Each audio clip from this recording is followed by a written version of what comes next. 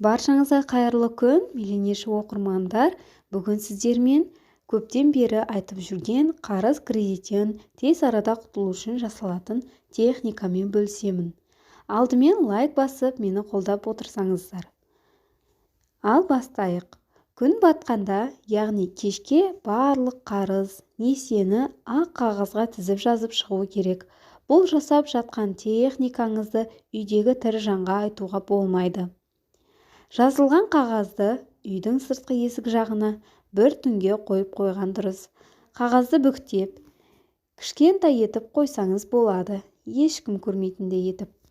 Таңертең ерте тұрып, бетіңізді жумай тұрып, сол қағазды майдалап 31 рет бөлшектеп, жыртып далаға ұшырып жіберу керек.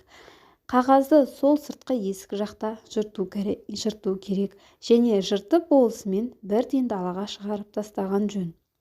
Төменге пікірге мен қарыз кредитінен құтылдым деп жаза кетіңіз.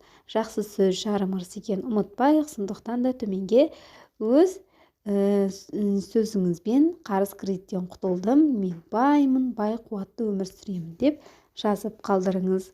Баршаңызға сәттілік, өте оңай қарапайым техника жасап көріңіздер, іске асады деген ойдамын. Сіздермен супертехника парақшасы достарыңызбен бөлісіп, осы каналға подписация етуді ұмытпаңыздар.